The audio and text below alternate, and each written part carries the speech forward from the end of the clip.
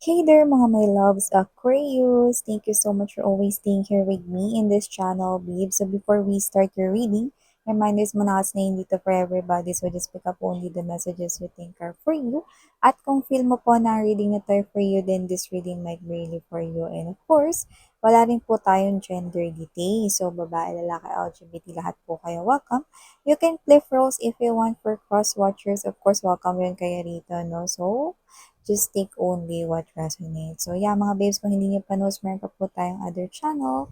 Link is down below sa ating description box, no? Kaya kung gusto niyo ding tumambay dyan din, kita-kita din tayo there. So, kamakailan lang meron akong inopen, no? Kasi marami yung update na gusto nila ng update about the no communication situation. So, if you are someone, no, na parang meron kang person on your mind, pero you stop talking, you stop communicating, maybe this is your ex-person right here, pero curious ka pa rin kung ano yung feelings niya for you right now, ano yung nararamdaman niya for you, or how this person here views you right now, no?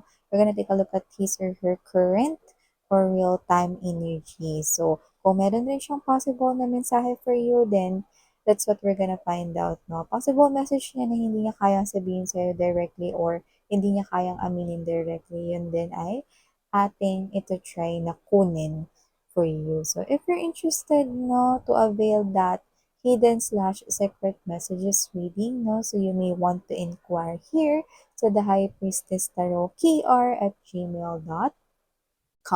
Kasi nga mga babes, no, hindi yan permanente kasi kapag naging busy na ulit yung lola ninyo, then babalik na tayo ulit sa ating daily routine. So let's go ahead and check these messages here for you, my Aquarian people. So this is for my Aquarians. Archangel Michael, thank you so much, together with the angels and guides. Can you please show me ano yung dapat i-look forward ni Aquarius, please? Mga dapat nilang paghandaan ng mga kaganapan, happenings, no? Or mga mensahe for Aquarius. Can you please show me? Hi, new subscribers! Ako si Yan. Welcome! Yan.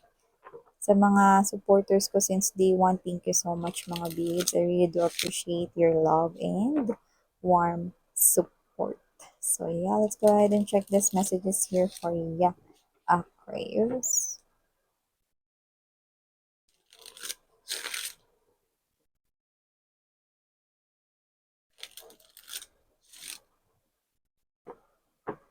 Okay, so let's go ahead and check these messages right here, Aquarius, and let's see what do we have here for you, guys. You do have here the Eight of Fire or the Eight of Wands energy. Let's put it here. We also have here the Dreamer, or we have here the Full card energy. We also have here the ego, okay? Number 15 could be somewhat significant to you guys, no? But it could be somewhat here na parang may energy rin kasi tayo nakuha dito na parang meron kayong bagay na gustong mangyari. However, parang nagiging challenging yun na mangyari or parang kailangan pa rito na mag-effort kayo ng bongga or may mga actions with S, no? Actions na kailangan pa kayong gawin in order for you na makuha yan. So, when we say manifestations, it has something to do with related sa inyong pangarap, dreams, related man yan sa inyong love life or money, work, finances, career, business, whatever. Nakikita ko dito na parang this is yun na kailangan mo dito na mag-effort. You might be finding it a little bit challenging right now, but don't fret and don't lose hope because the dreamer is right beside the ego. So it looks like new beginning is still, no, so close to you. So wag ka mapagod, tuloy-tuloy lang dito, Aquarius. You also have here the Ten of Water or the Ten of Cups energy, beautiful energy. King of Fire energy, we also have the King of Wands energy. Release is also right here. You already got three major arcanas over here. Indication that the universe is at work. Divine unseen forces is at work in your life. Knight of Swords or the Knight of Air energy ay present din dito. Queen of Earth energy or the Queen of Wands energy. And Empress. Wow, you've got five. Yan, no? I mean, one, two, three, four major arcanas right here. Empress. This is you. You will step into this abundance. This is you. You will step no into this type of prosperity energy. Yan. So, yung iba nakita ko rito, kung may mga anak na kayo, inspiration ninyo, no? Ang inyong mga babies, ang inyong mga anak, no? Or ang inyong anak dito, no? So, kung wala pa kayong anak, no, this is you looking forward kayo na maging mother or father in the future. Yan, no? So, nakita ko dito, Aquarius, no, na meron tayo rito magandang balitang papasok sa inyong family. So, nakikita ko dito that with the 8 of fire energy to the 10 of water, I do see na meron dito magandang balitang matatanggap ka at mukhang damay-damay na rin, no? Family mo dito, no? So, ibig sabihin, no, itong balitang ito ay posibleng para sa'yo, pero buong pamilya ang magse-celebrate at magagalak, matutuwa. Kung kayo ay nag apply dito ng trabaho at may mga pinasahan na kayo, nagsenda kayo ng mga emails dito, no, sa mga companies na parang nakikita ninyo, no, or napupusuan ninyo, nakakita tayo dito ng more than one. Yes, no, more than one. So, possible two or more na mga magre-reply sa'yo. So, nakikita ko dito ni isa na dyan, yung mapapasukan mo rito ng trabaho, and it's a call for celebration, no, para sa family, kasi ito rin yung gusto nila for you, no, na makapasok ka sa kumpanyang gusto mong pagtrabahuhan or makuha mo yung trabaho na yan kasi alam nilang gusto mo yan. So, nakita ko dito whether it's related here with your finances, work, career. Yung iba possible na yan yung hinihintay mo ritong email, parang yan na lang yung kulang kung gusto mo magtayo ng business dito. Nakikita ko dito nagkakaroon na ng progress, tuloy-tuloy na, no? Doon ka na sa next step, ano pa yung dapat mo asikasuhin with your business. Everything right here is very in favor of you, Aquarius, and this is something here that you truly need to hear because nakikita ko dito na meron kayong mga gustong ilaban pero you might be feeling challenging right now dito sa situation na to, but continue to dream. Full card energy, zero is an indication right here that you will definitely create, start, begin something dito, no, na talaga namang related sa pinapangarap mo, no? Be confident daw, sabi ng iyong mga angels and guides right here. That's what the King of Fire energy means. Be confident about the dreams and goals that you want to pursue. Okay, at nakikita ko that eventually magugulat ka na lang because nandun ka na pala sa hashtag tagumpay. So, yun na nakikita ko dito. So, maliban dyan, Aquarius, nakita rin ako rito, no, ng important message right here that Spirit is saying you need to let go of those things, no, na hindi nakabubuti for you. Miss yan, matagal ko na nilet go yung ex ko, nakalimutan ko na rin siya. Hindi na rin ako galit sa kanya. Okay, babe, pero hindi lang naman ito tungkol sa ex mo. Hindi lang naman ito tungkol sa past mo. Ito rin ay tungkol sa mga negative energies surrounding you. Ano-ano ba yan? Yung mga hindi magagandang sinasabi ng ibang tao sa'yo, nagpaparinig sa'yo hindi magaganda.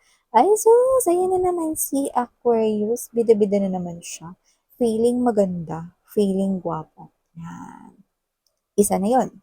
Ibig sabihin, you need to release. Let go. Yan, no? Itulak mo sila palayo. Hindi sila mismo. Yung energy. Paano miss yan? By not paying attention, no? By not being affected. Kasi una sa lahat, no, hindi naman yun totoo. Lahat ng sinasabi nila ay wala namang basehan. Hindi yun totoo. So, wag mo silang pakinggan. Hindi yan kaya ni Aquarius. Ayan pa. Noon pa lang nakita ko na masyado yung weak. Ayan, no? Hindi yan totoo. Instill into your mind na hindi yun totoo. Think positive, no? Let go of all the negativities around you, no? Kung parang feeling mo, no, hindi mo na kayang i-take ito, no, then just walk away. Lumabas ka dun sa room na yon kung saan nandoon yung mga chismoso-chismosa. Diba? Do not pay attention, just do your own thing. Basta do not, okay, remain focused doon. Divert your energy, no? Because that is also one way of protecting your energy. Lalo na, nagkikreate ka rito ng new beginning here sa self mo. Remember, yung mga bashers mo na yan, mga old stuffs sila. So, dapat sila ay manatili lang sa past or sa old, 'di ba? Kasi nilalaban mo nga rito yung new things sa life mo at hindi naman sila bago. Sila ay mga luma, no? At mukha silang ano, no? Mga bagay na kailangan mo talaga na alisin sa iyong life. Kasama na rin dyan kung may mga friends ka sa Facebook, no? Or sa mga social media platforms, no? Na hindi mo naman nakakausap. Tapos, pag nakikita mo pa yung post nila, puro negative pa. No, no, it's now time for you to block or now time for you to unfriend, 'di ba? Mas maganda, mas konti, mas limitado, mas maganda na ang nakaka-interact mo lang is yung mga gusto mong makausap or those people na nagiging totoo sa'yo, isn't it, no? You do not need a lot of friends with you, okay? You only need few, pero true lalo sa'yo or totoo sa'yo, 'di ba? So, maliban diyan nakita rin ako rito ng energy 'no, na yung iba sa inyo, mukhang family first ang nakikita ko rito. So, kung papipiliin kayo dito mga babes na nakikita ko na uunahin at pipiliin ninyo yung family ninyo, so parang ganito yun, eh. "Uy mamaya, labas tayo, Ay pass muna ako kasi wala kasama yung mama ko sa bahay." 'Yan 'no, may gano'n tayong nakikita dito. So meron ditong one time na possible na i-reject mo ang isang invitation because uunahin mo muna yung family mo, 'yan. So nakikita parang, "Oh, since Friday night naman ngayon inuman muna tayo since weekend na 'di ba, 'yan." "Ay, next week na lang kasi kailangan ko umuwi ngayon, eh. Kailangan kasi ako sa bahay namin." 'Yan, may gano'n ako nakikita dito. So, maliban diyan nakakita rin ako dito ng beautiful energy ng kaperahan para sa'yo, 'no? So, nakikita ko rito na parang ito ay naging mabagal, 'no, na dumating sa life mo 'tong kaperahan or opportunity sa kaperahan na 'to, pero ito ay parating na rito. At ang maganda, grounded pa 'to, very grounded 'to, very stable 'to, 'no? So, kung ito man ay workplace, nakikita kong diyan ka na talaga tatagal at diyan ka na talaga magtatagal na mag-work. At kung yan naman mga babes, no, ay negosyo, mukhang nahanap mo na yung tamang negosyo for you. Nakikita ko dito na mag-i-enjoy kang magtrabaho or gawin yan, no, na negosyo na yan.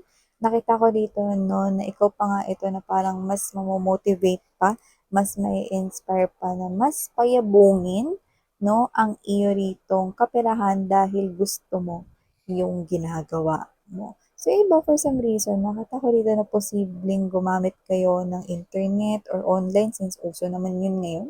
Baka ilagay ninyo sa isang website yung mga paninda ninyo, no, na online selling. Baka mag-create kayo ng website or mag-create kayo ng page for that, no?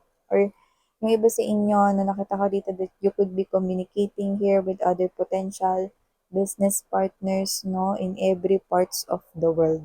Yan, no? So, nakita ko dito that you could be someone here na maaaring maging representative ng inyong company or maybe this is you, no, nakikita kita nakikipag-interact, no, at ang maganda, no, yung pera mo umiikot na, lumalago pa. Yan yung nakikita ko here, Aquarius, no. At nakikita ko dito na mukhang sa mga susunod na buwan, maaaring maramdaman mo na nahihirapan ka, 'yan 'no, or parang maramdaman mo rito na parang masyado atang nacha-challenge ka ng life 'no, in the upcoming months dito. Pero 'wag kang susuko kasi 'yan ay parte lamang ng test.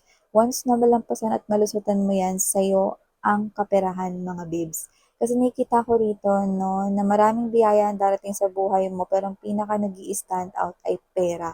At nakikita ko dito na ikaw yung klase ng energy gusto mong makapag-provide dito sa family mo or sa mga kids mo kung may mga anak ka na. At kung may sarili ka na ring pamilya. So nakita ko dito na ikaw ito na may maibibigay at may ipo-provide ka talaga sa family mo ng higit pa sa sapat plus may maitatabi ka pa. Yan, no? So nakita ko dito na nagpapa-smile ka, no? At ikaw ito na makikita mo yung changes rito. Kaya kung yung wallet mo laging impes, walang laman, dito mararamdaman mo, uy, chuma-chubby ka na, yan oh, chuma-chubby na yung wallet mo, 'di ba? At ang gusto mong mangyari diyan mga babes 'no, maging obese yan, 'di ba, yung wallet mo. So whatever the case may be, i-claim natin yan agad-agad. Blessings ay parating na sa'yo, hindi lamang diyan sa kaperahan mo, kundi may mga magagandang mga bagay na ikakagalak rin ng puso mo. At pagdating naman sa love life, kung ikaw naman ay may in relationship, this person will support you. So, supportahan ka niya ano man yung mga dreams mo, ano man yung mga gusto mong gawin, gusto mong magtrabaho, gusto mong magnegosyo, gusto mo ditong i-pursue yung mga bagay na gusto mong i-pursue, no? Whatever, napaka-supportive ng partner mo. Yung iba naman nakakita ko dito ng possible marriage, no, sa inyong dalawa kung hindi pa kayo kasal.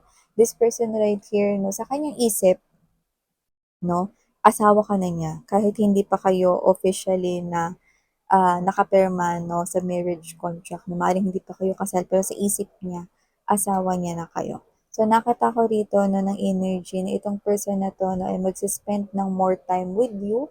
So, nakita ko rito na kung meron siya ritong rest days, weekends, no, ilalaan niya yun sa'yo or sa inyo, no, ng mga anak niya, no, anak ninyo, no, kung may mga anak na kayo. So, nakikita ko dito that this person right here is very supportive and very loving energy. For the new love, para sa mga singles out there, nakita ko dito ng energy na meron dito may itsura, good looking, at nakikita ko dito na possible na galing siya sa ibang lugar. Physically far from you. Yun nakikita kong lugar kung saan siya manggagaling. And this is a total brand new individual, like you haven't met this person here pa. So nakikita ko that this person here is someone na possible na di ko alam kung magma-migrate ba siya dito or kung nasan ka o meron siyang bagay na parang ililipat or aasikasuhin na malapit sa'yo, no? At tingin ko dun na kayo unang magsisimulang magkaroon ng encounter. So, parang you might think na ito ay parang random encounter lang, but you're wrong because you will definitely meet that person once again and again and again.